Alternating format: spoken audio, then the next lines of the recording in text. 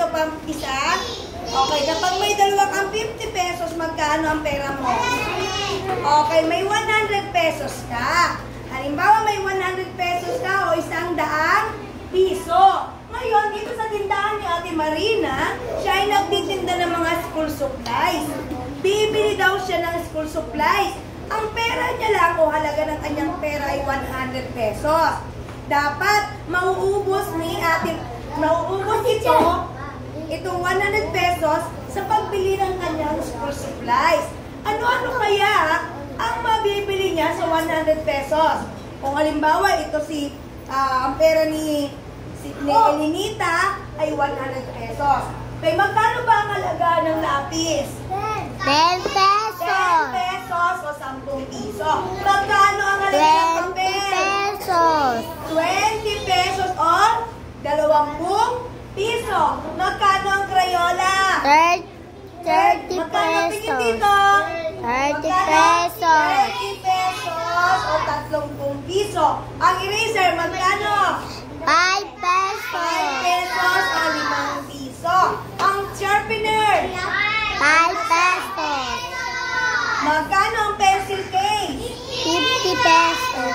50 pesos. Magkano ang notebook? 20 pesos. Magkano ang glue? 10 pesos. O magkano ang coloring book? 50 pesos. Okay, si Elinita daw ay may 100 pesos. Ibibili niya daw ito lahat, sabi ng nanay niya. 100 pesos lang dapat ang may bibili niya dito. Ano-ano kaya ang pwede niyang bilhin sa 100 piso o 100 pesos? Sige, tingnan natin. Ano kaya? Ikaw, sige. Arkin, ano ang bibili mo sa 100 pesos? Halika dito, lapit ka. Sige, hindi dyan na lang. Ano ang bibili mo sa 100 pesos? Ay, mag-isip yung iba. Kung ano ang bibili niyo, dapat iba-iba. Okay, magkano ang pencil case? 50 pesos ang pencil case. Ano pa, Arkin? Coloring book, o dalawa. Coloring book, magkano ang coloring book? 50 pesos. Okay, may bibiling ka ba? Wala na. So, ang bibili daw ni Arkin ay pencil case na 50 pesos at coloring book na 50 pesos. Ang pera niya 100. Magkakasya ba ito? Opo. Wow, ang galing. Kasya ang kanyang 100 kasi isang 50 pesos, 50 pesos. I-plus natin. Sino plus zero? 0. Sino plus zero? 0. Okay, ang tuldok ilagay sa tapat. Sino plus zero? 0. 5 plus 5? 10. Okay, 10. Magkano yan? Tama ba si Arkin? Yes, very good. O, sino pa yung bibili na may 100 pesos din siya? Iba naman ang bibili niya. O, dapat 100. O, sige, si Jeff, ano ang mga bibilin mo? Sa halagang 100. Apo ka lang dyan. Sabihin mo na lang. Anong bibilin mo? Dapat kakasya sa 100. Kayo, mag-isip kayo dyan. Ano yon? Ano yon? Pencil. O, bibili daw siya ng pencil. Magkano ang pencil? 10 pesos. O, ano pa? Ano pa bibili mo? Sabihin mo. Ito ay 30. Papel. Bibili ka daw siya ng papel. 30 pesos. O, ano pa? Ay, 20 pala yan. Sorry. Ay, 20 pala yung papel. Diyan lang ngayon. Diyan lang sa upuan. Diyan lang sa upuan. Okay, ito ay 20 pesos. Ano pa? Ano pa? 100? Ano? Sabihin mo. Color. Ano sabihin mo? Crayon. Bibili ka ng Crayola. Sabihin mo, anak. Crayola ay 30 pesos. Magkano na yan? 25. Tingnan mo ha, kung kakasyang 100 mo. So, 30. Tingnan mo. Ano pa? Tingnan nyo kung magkano ha, kung kakasya yung pera ni Jeff. Kung sakto, dapat 100. Ano yon? Sabihin mo, anak. Lapit ka dito kaya. Yung glue daw, Ano, teacher. hindi siya nagsasalita. Ano? Glue. Ito? Ito. Ha? Bibili siya ng ano, 5 pesos.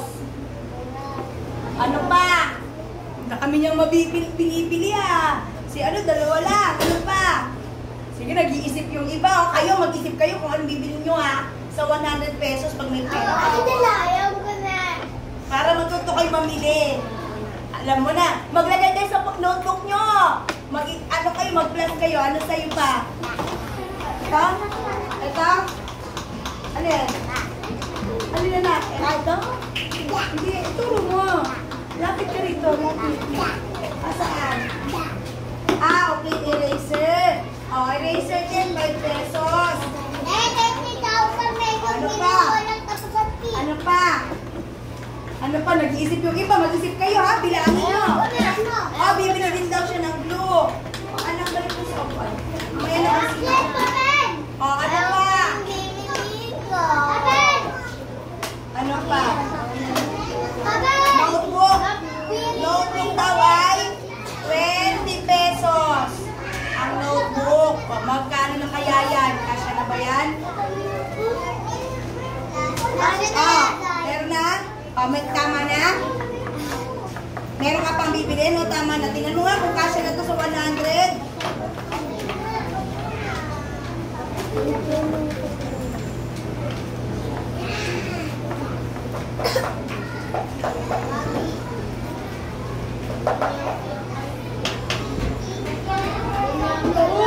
Nabilang niya! Palakpakan natin si Jeff! Nabilang niya, pinilang niya, sabi niya, 10, 30, 60, 70, 80, 90, 100. Ang galing ni Jeff ha, isip niya lang yon. Di siya gumamit ng ano. Okay, sige. Tingnan natin ha. 0 natin to. 0, 0, tuldok, 0, ay hindi, 5 plus 5. Dapat magkakatapat.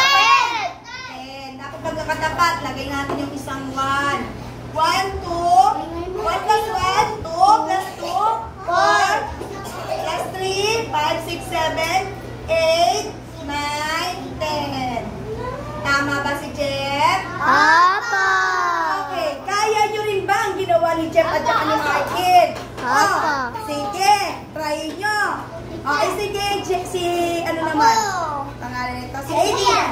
Sige, Adrian. Tuloy natin to, Adrian. Ano naman ang bibiliin mo? Sige, Adrian, anong bibiliin mo? Sige, mag-isip din kayo dyan. 10 pesos. Ang lapis daw, 10 pesos. Ano pa, Adrian? Bibili din daw siya ng papel na 20 pesos. Ano pa ang bibilin mo? Lagi may peso sign na. Bibili din daw siya ng eraser na 5 pesos. Ano pa? Ang mura! Ano pa? Bibili daw siya ng glue na 10 piso. Ano pa? Coloring book na 50 pesos.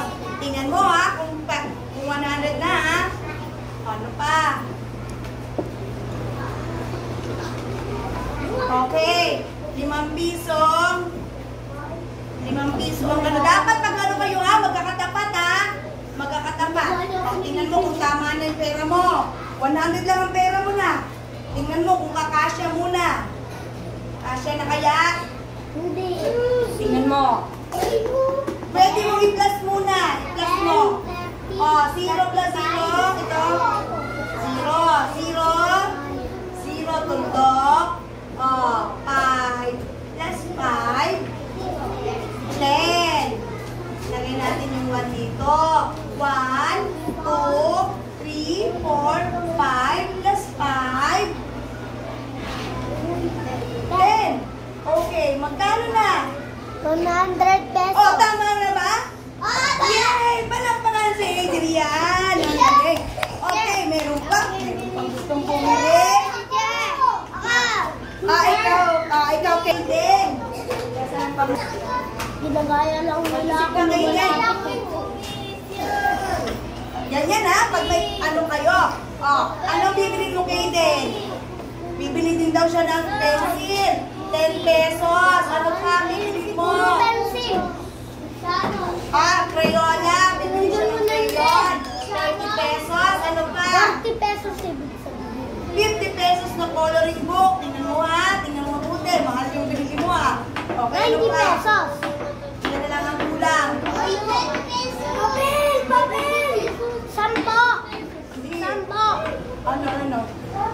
Okay? O, 5 pesos. O, ito, bibigyan siya ng 5 piso. 5 piso. Ano pa?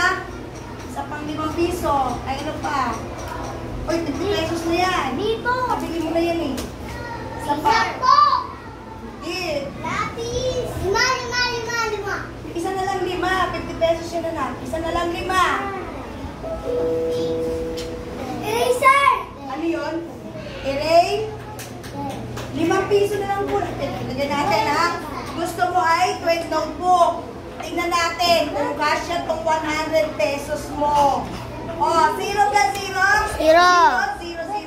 0. Tuldok, 0. O, may 5. 5. O, 1 plus 3? 4 plus 5? 4 plus 5? 9. Plus 2? 9 plus 2? 9 plus 2? 11. O, sobra yung pera. Sobra yung binili mo. Nako, magagalit ang tindera. Sabihin, ay kulang ang pera mo. Halika rito kayo din. Anong tatanggalin natin? Kailangan magtanggalin mo ang 15 pesos. Sobra 100 lang pera mo. Ano nga alisin mo? Itong 5. Alisin nyo ngayon yung 5. Alin pa? Alinis nyo yung 5 ha? Ano? Alin pa ang alisin? Kailangan 10 piso. 10 pesos pa. 10 pesos pa. Tanggalin natin yung 10 pesos para magkasya yung 100 mo. 0. Tama na 5, 6, 7, 8, 9, 10. O yan na. Okay, yan ang nabili niya ay, ano yung nabili niya? Crayola? Ano ang nabili ni Kaden sa 100 niya? Tapos pencil case?